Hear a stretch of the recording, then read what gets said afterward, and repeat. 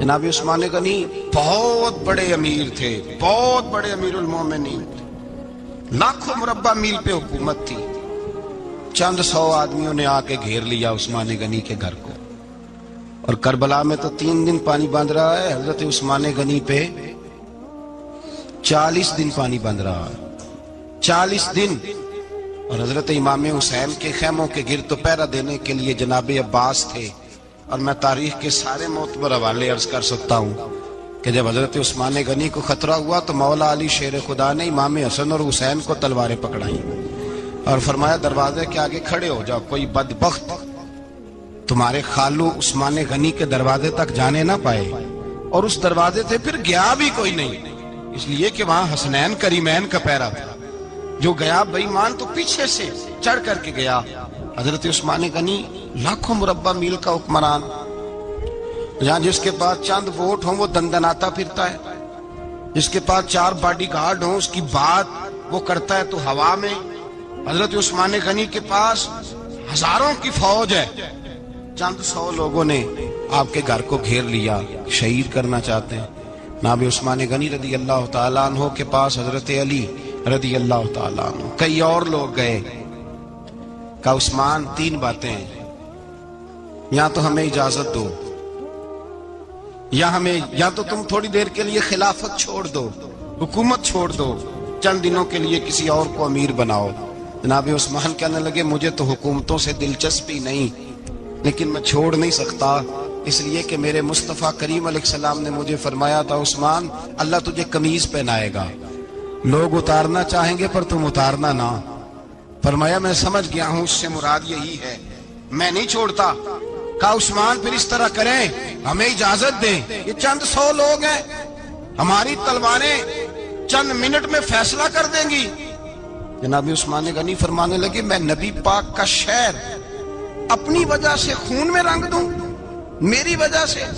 نبی پاک علیہ السلام نے فرمایا تھا کہ مینڈا ہوگا بکرا جس کی وجہ سے میرے مدینے کی گلیوں میں خون بہے گا، میں وہ بکرا نہیں بننا چاہتا۔ فرمایا میں نہیں چاہتا میری وجہ سے خون بہے اور حضور کے مدینے میں بدامنی ہو۔ عثمان کی جان جاتی ہے تو جائے، پر نبی پاک کے مدینے میں شور نہیں ہونا چاہیے۔ اے پائے نظر ہوش میں آ، یہ کوہ نبی ہے، آنکھوں سے بھی چلنا یہاں بے ادبی ہے۔ تو کہا عثمان پھر اس طرح کرو، کچھ دنوں کے لیے مکے چلے جاؤ۔ میری بات کی سمجھ آ رہی؟ کچھ دنوں کے لیے مکے چلے جاؤ۔ تو جناب عثمان نے داڑھی پکڑ لی، کہنے لگے دیکھ رہے ہو ساری سفید ہو گئی ہے، میں نبی پاک کا شہر چھوڑ کے نہیں جانا چاہتا، میں رسول اللہ کے مدینے میں مرنا چاہتا ہوں، میں نہیں چھوڑوں گا حضور کا شہر۔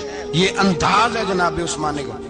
بڑا ستایا گیا حضرت عثمان غنی کو، پراپوگنڈے کیے گئے، آپ کے خلاف مہم چلی، عبداللہ ابن سبا نے بڑی مہم جوئی کی آپ کے خلاف۔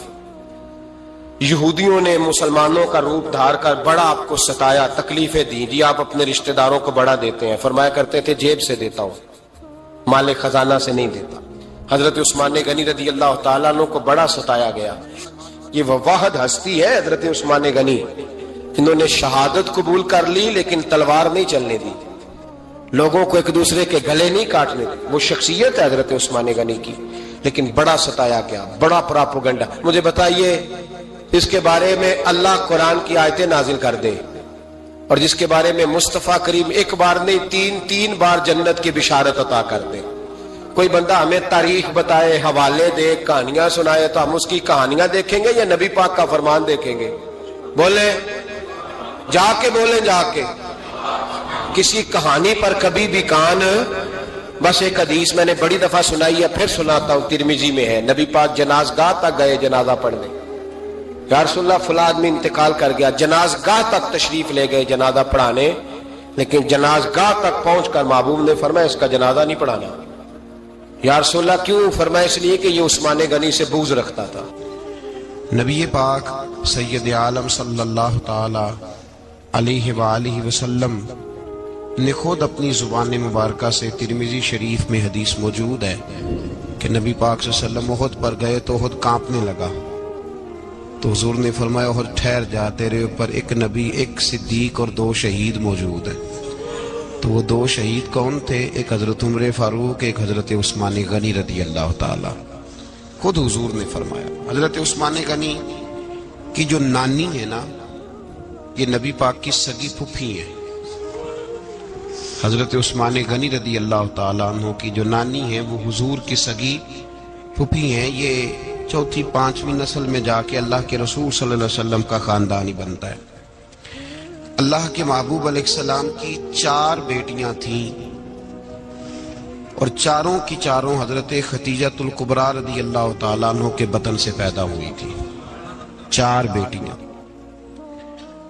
حضور صلی اللہ علیہ وسلم نے پہلے اپنی بیٹی حضرت رقیہ کا نکاح حضرت عثمان غنی رضی اللہ تعالیٰ عنہ کے ساتھ فرمایا، ان کا انتقال ہو گیا تو محبوب نے دوسری صاحبزادی جناب ام کلثوم رضی اللہ تعالیٰ عنہ کا نکاح حضرت عثمان غنی کے ساتھ فرما دیا۔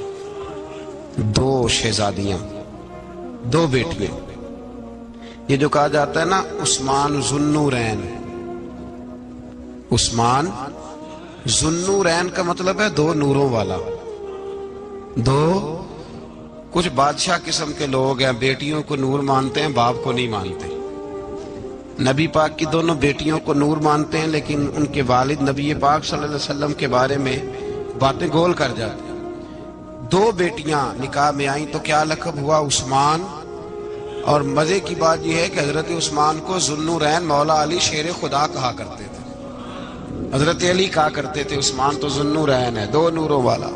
بریلی کے امام فرمانے لگے تیری نسل پاک میں ہے بچہ بچہ نور کا، تو ہے نے نور تیرا سب گھرانہ نور کا۔ اور کہنے لگے نور کی سرکار سے پایا 2 شالہ نور کا، نور کی سرکار سے پایا 2 شالہ نور کا، ہو مبارک تجھ کو ذوالنورین جوڑا نور کا۔ مبارک دے رہے ہیں دوسری شادی پر، کہتے ہیں ہو مبارک تجھ کو ذوالنورین جوڑا نور کا۔ تو حضرت عثمان غنی رضی اللہ تعالیٰ عنہ 4 5ویں مسلمان ہیں۔ حضرت ابوبکر صدیق رضی اللہ تعالیٰ عنہ تاجر تھے، تاجروں سے ان کی دوستی تھی۔ حضرت عثمان غنی بھی تاجر تھے، تو جناب سیدنا ابوبکر صدیق نے انہیں تبلیغ کی تو وہ مسلمان ہو گئے۔ جب کلمہ پڑھا تو چچا نے باندھ دیا گھر کے اندر، کئی دن باندھے رکھا، کہنے لگا دین چھوڑنا پڑے گا۔ تو آپ نے فرمایا وہ تو جگہ ہی ایسی ہے جو ایک دفعہ گیا ہے دوبارہ چھوڑ سکتا ہی نہیں، ہو ہی نہیں سکتا۔ حضرت عثمان غنی سابقون الاولون میں سے ہیں، ابتدائی لوگوں میں سے۔ ان کی زندگی کے بڑے حسین واقعات ہیں، آپ جانتے ہیں۔ میں 2-3 باتیں صرف ان کی حوالے سے عرض کروں گا۔ ہر آدمی میں ہر صلاحیت ہوتی ہے، لیکن کچھ چیزوں کا غلبہ ہوتا ہے، کچھ چیزوں کا غلبہ ہوتا ہے۔ حضرت عثمان غنی میں 2-3 چیزوں کا بڑا غلبہ تھا۔ سخی تھے تو دریا سے بھی زیادہ سخاوت فرماتے تھے۔ مالا والے سخی نہیں ہوندے تے سخیاں کل مال نہیں ہوندا، ایتھے اوتھے دوویں جہانی سخی کنگال نہیں ہوندا۔ حضرت عثمان غنی رضی اللہ تعالیٰ عنہ بہت بڑے سخی تھے، اتنے بڑے تھے کہ غنی کہہ دیا اللہ کے رسول نے۔ عثمان غنی تھے، ہر وقت ہی سخاوت، ہر وقت ہی سخاوت۔ اللہ کے رسول صلی اللہ تعالیٰ علیہ وسلم نماز پڑھ کے نکلے، جنت البقیع والی جگہ حضور کو پسند آ گئی۔ فرمایا کچھ صحابہ آتے ہیں یہاں تو انہیں سواریاں کھڑی کرنے کا مسئلہ ہے۔ آج کل نہیں مسئلہ ہوتا پارکنگ کا، اس زمانے میں اونٹ گھوڑے باندھنے کے لیے حویلی چاہیے تھی۔ تو حضور علیہ الصلوۃ والسلام آ کے بیٹھے تو فرمایا جگہ بڑی اچھی ہے، کبھی مل جائے نا تو صحابہ کو سواریاں باندھنے کے لیے اچھی رہے گی۔ عثمان پیچھے بیٹھے تھے، وہیں سے گردن جھکائی اور پیچھے سے نکل گئے۔ حضور نے فرمایا ادھر آؤ، کہاں جا رہے ہو؟ کہا یا رسول اللہ جو جگہ آپ نے کہی ہے میں دیکھنے جا رہا ہوں۔ تو حضرت عثمان غنی دیکھنے گئے، جب واپس پلٹے تو میرے کریم نے فرمایا عثمان دیکھ آئے ہو، دیکھ آئے ہو، دیکھ آئے ہو۔ عرض کی محبوبہ دیکھنی کیا آتی، تجھے پسند آئی تھی، میں خرید آیا ہوں، خرید آیا ہوں۔ دیکھنا آنا جانا یہ تو وہاں ہوتا ہے جہاں سودے بازی ہو۔ رنگے چمن پسند نہ پھولوں کی بو پسند، ہم کو ہے وہ پسند جسے آئے تو پسند۔ بات ختم ہو گئی، آپ کو پسند آئی تھی میں نے خرید لی۔ میرے رسول پاک صلی اللہ علیہ وسلم کے ساتھ پتہ نہیں لوگ کہاں بیٹھ کے دین پڑھتے ہیں، اختلاف ثابت کرتے ہیں۔ جو جگہ مصطفیٰ کو پسند آئی عثمان نے خریدی، اس جگہ پہ سیدہ فاطمہ الزہرا کا مزار بنا ہوا ہے، اس جگہ بی بی پاک کا مزار ہے جو حضرت سیدنا عثمان غنی کی خریدی ہوئی ہے. اس کا مطلب ہے یہ جگہ مصطفیٰ کا بھی پسندیدہ ہے، اہل بیت کی بھی پسندیدہ ہے. حضرت عثمان غنی کا مزاج ہے. حضور اعلان کر رہے تھے، اس کا مطلب ہے چندے کا اعلان کرنا بھی نبی پاک کی سنت ہے. اس لیے ہم بھی کبھی کبھی یہ سنت ادا کر لیتے ہیں. چندے کا حضور نے اعلان کیا. جیش اسرا کے لیے بہت بڑا لشکر جانا تھا. فرمایا اٹھو بھئی حصہ ڈالو. حضرت عثمان نے دائیں بائیں دیکھا، کتنے بہت زیادہ سپاہیوں کے لیے بہت زیادہ سامان چاہیے، قحط کا زمانہ ہے. جناب عثمان اٹھے کہا یا رسول اللہ 100 فوجیوں کا خرچہ، ان کا گھوڑا بھی دوں گا، گھوڑے پر رکھنے کے لیے یا رسول اللہ صلی اللہ علیہ وسلم جو کجاوا ہوتا ہے، کاٹھی ہوتی ہے، وہ بھی میری، فوجی کی وردی بھی میری، اور جب تک واپس آئے گا تب تک سارا کھانے کا خرچہ بھی میرا. نبی پاک صلی اللہ علیہ وسلم مسکرائے، فرمایا عثمان اللہ تجھ سے راضی ہو. تھوڑی دیر کے بعد فرمایا پھر اٹھو بھائی. دائیں بائیں دیکھا کوئی اٹھا ہی نہیں. حضرت عثمان پھر کھڑے ہو گئے. کہا حضور 100 میرا اور شامل کر لیں. نبی پاک نے پھر اعلان کیا. حضرت عثمان کہتے ہیں میرے نا دل کو کچھ ہوتا تھا. پھر اٹھے. کہا حضور میرا تیسرا 100 بھی شامل کر لیں. فرماتے ہیں جناب عثمان غنی چوتھی دفعہ میرے مصطفیٰ نے اعلان کیا تو مجھ سے نہ ہی رہا گیا. میں نے کہا محبوبہ اعلان نہ کرو، آپ اشارہ کرو. عثمان کے پاس جو کچھ بھی ہے وہ محمد عربی کے قدموں کا ہی صدقہ ہے. آپ اعلان کرو، حاضر ہے، عرش ہے، حاضر ہے. پھونک پھونک کے دینا، دیکھ دیکھ کے دینا، یہ تو وہاں کا سودا ہوتا ہے جہاں سودے بازی ہوتی ہے. لیکن یہاں تو یا رسول اللہ جب تک بکے نہ تھے کوئی پوچھتا نہ تھا. یہ تو نے خرید کر ہمیں انمول کر دیا. اور مجھے وہ بات بڑی پسند ہے. میں تنہائیوں میں کتاب کھول کے پڑھتا ہوں، تنہائیوں میں پڑھتا ہوں میرے رسول پاک صلی اللہ تعالی علیہ وسلم. اور میں جب مجھے کبھی لطف لینا ہوتا ہے تو میں صاحب طبقات کی یہ روایت کھول کے بیٹھ جاتا ہوں جب اپنا مزہ لینے کو دل کرے. حضرت عثمان غنی شہزادے تھے، دولت مند باپ کے بیٹے تھے، رئیس اعظم تھے. امیروں کے بچے نازک مزاج ہوتے ہیں، موڈ کے مالک ہوتے ہیں. بہت بڑے رئیس تھے پر عشق لگا سی کھیڈا کھیڈ دی نو تو پھر کھیڈاں بھول گئیاں. کجل پایا سی یار دے ویکھنے نو، پھر او دی یاد وچ روندیاں ہی ڈول گئیاں. حیدر شاہ اس گلی کدے نہ رول دی پر ہن تے رول دی 4-5 دن کے بعد مدینے آئے، سفر پہ گئے ہوئے تھے. حضور کے پیچھے نماز پڑھی تو محبوب کے چہرے پہ ذرا نکاہت ہے، کمزوری ہے. حضرت بلال کو ملے، کہنے لگو بلال میں 4 دن باہر رہا ہوں، حضور کے چہرے پہ کمزوری کیوں ہے؟ جناب بلال کہنے لگے جا گھر جا کے پوچھ لے. کہتا میں نے دروازے پہ دستک دی، سیدہ عائشہ صدیقہ اندر سے بولی کون ہے؟ میں نے کہا اماں جی غلام ہوں عثمان، میں 4 دن کے بعد آیا ہوں تو چہرے پہ بڑی کمزوری ہے. فرماتے جناب عائشہ ہچکی لے کے روئی. کیا ہوا؟ تو کہنے لگی عثمان 4 دن ہو گئے کونین کے مالک نے روٹی کوئی نہیں کھائی، ایک پیالہ دودھ کا ایک کھجور. حضرت عثمان غنی رضی اللہ تعالیٰ کا اماں جی آپ پردے میں نہیں چلی جاتی؟ شہزادہ توڑے گئے، گھر سے اناج کی بوری کندھے پہ رکھی، ہر چیز اٹھائی. غلام کہنے لگا مجھے دے دو، 20 نوکر ہیں گھر میں. فرمایا نہیں یہ میری ڈیوٹی ہے، میں نہیں کرنی. عثمان خود گئے، رسول پاک کے گھر میں جھاڑو دیا، چولہے میں آگ جلائی. حضرت عائشہ کہتی ہے میں پردے کے پیچھے سے دیکھ رہی تھی، جب عثمان پھونکے مارتے تھے تو داڑھی سے دھواں نکلتا تھا. پر عثمان جس نے پانی کا پیالہ بھی خود نہیں پیا تھا اس نے سالن پکایا، پھر روٹیاں پکائیں تو ہاتھ جلے. کھانا پکا کے اور دسترخوان لگا کے مسجد میں حاضر ہوئے. کہا محبوبہ اگر مہربانی کریں تو گھر نہیں آتے؟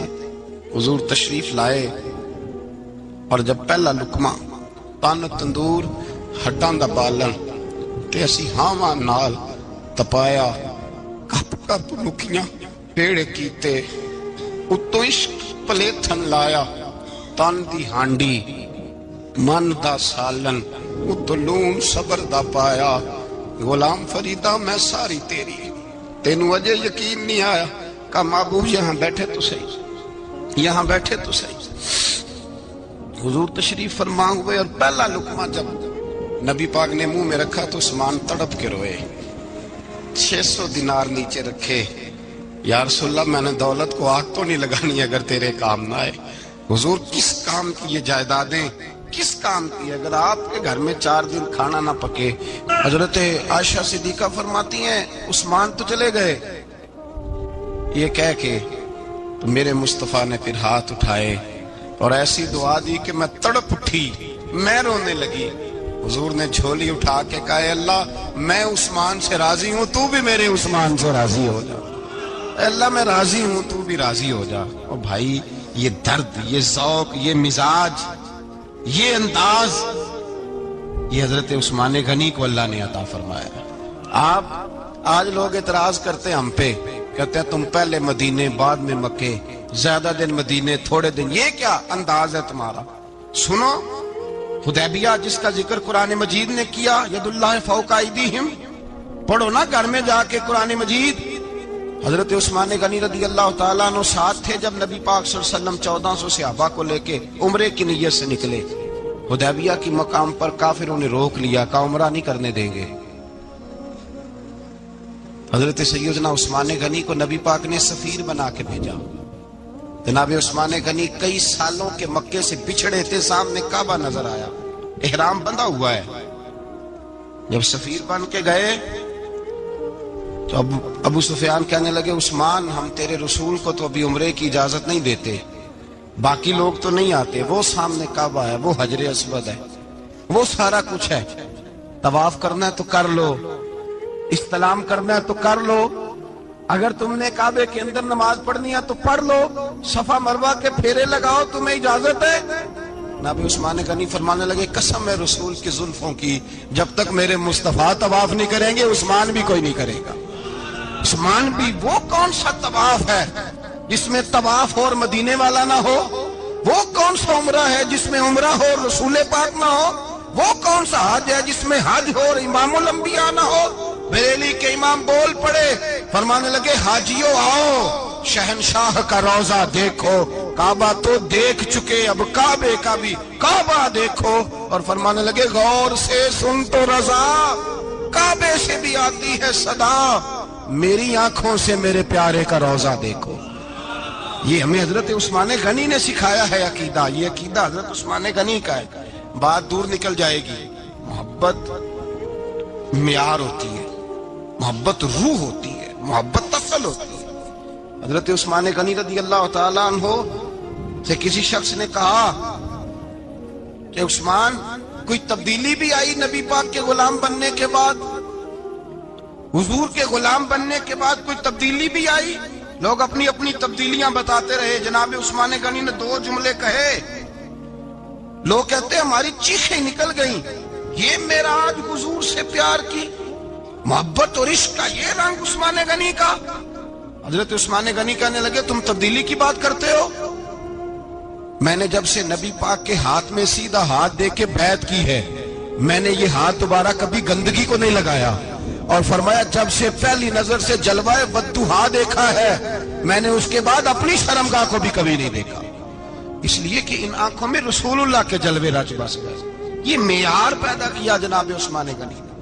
اور مدینہ منورہ سے جو محبت ہے نا مسلمان کی، اس کا اگر اصل رنگ دیکھنا ہو تو جناب عثمان غنی کو زندگی کو دیکھا جائے. اصل رنگ. حضرت سیدنا عثمان غنی با حیا بڑے تھے. کیا بڑے تھے؟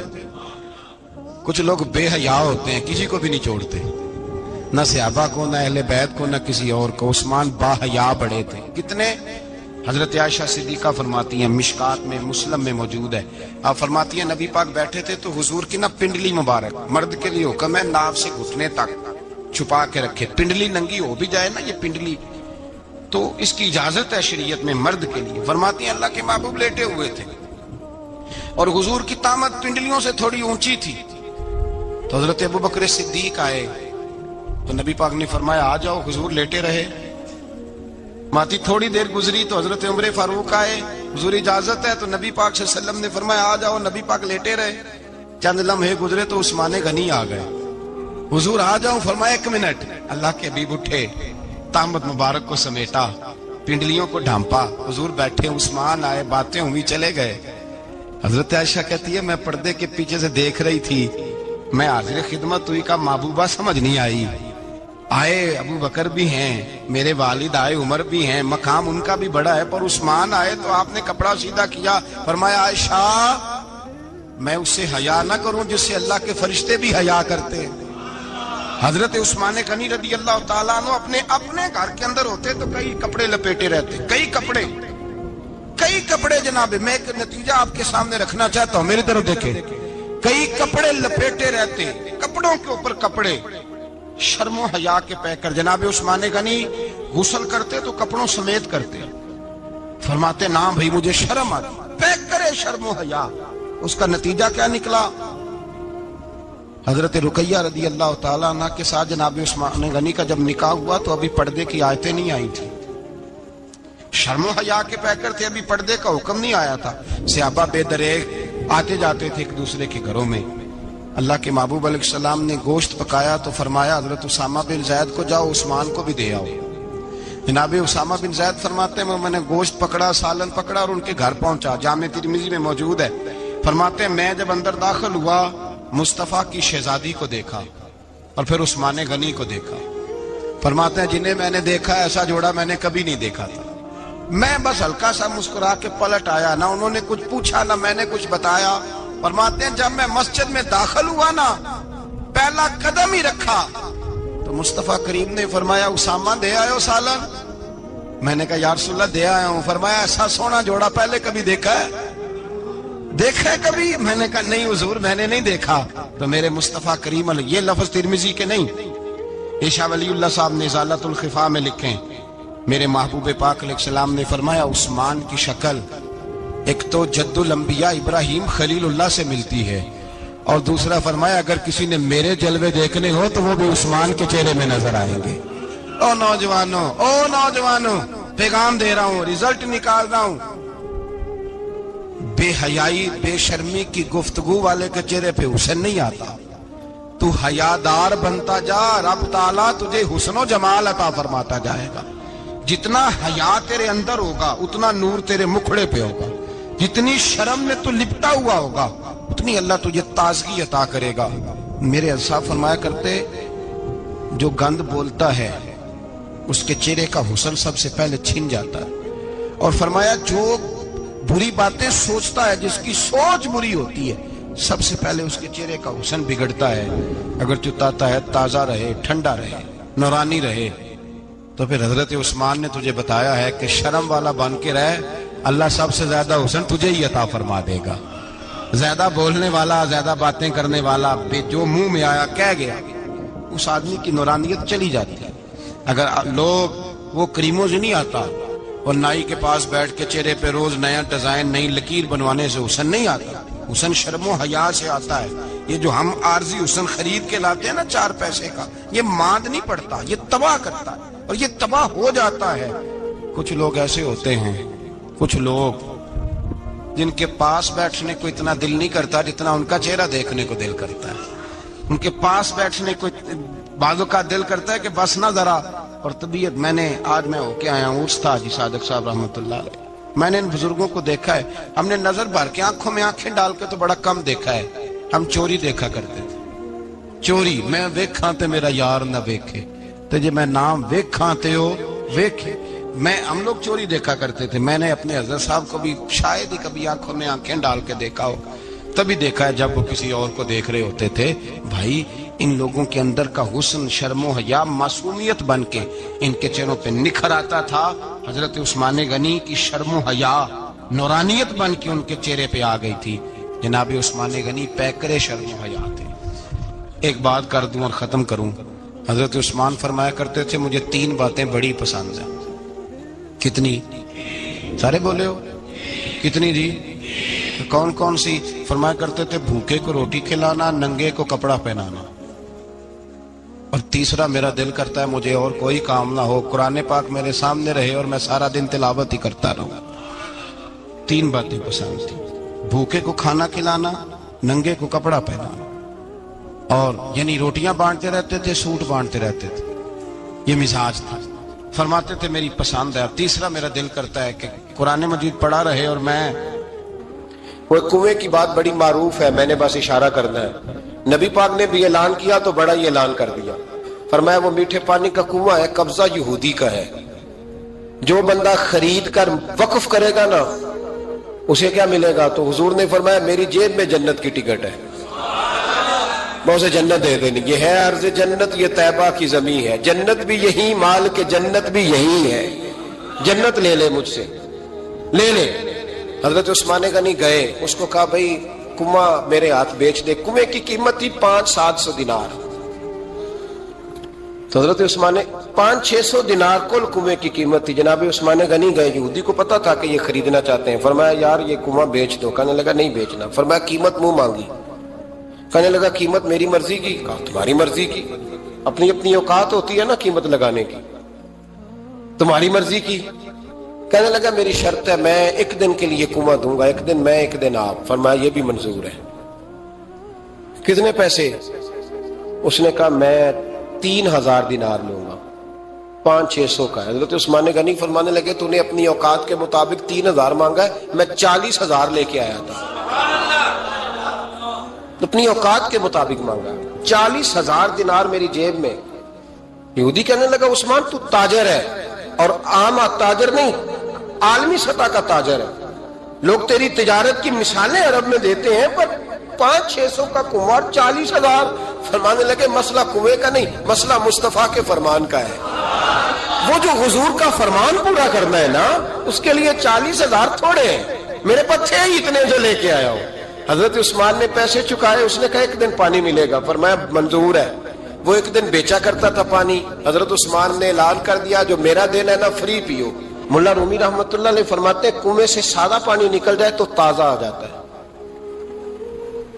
اور اگر پانی کنویں کے اندر رہے سارا ختم نہ ہو تو باسی ہو جاتا ہے۔ اس لیے فرمایا کرتے تھے میں اس کنویں سے پانی پیتا ہوں جس پہ رش زیادہ ہوتا ہے، اس لیے کہ وہاں سے پانی ختم ہوتا ہے تو تازہ آتا رہتا ہے۔ فرماتے تو اللہ کے راستے میں سارا خرچ کر دے، اللہ تازے عطا کر دے گا اور پہلے سے زیادہ عطا کر دے گا۔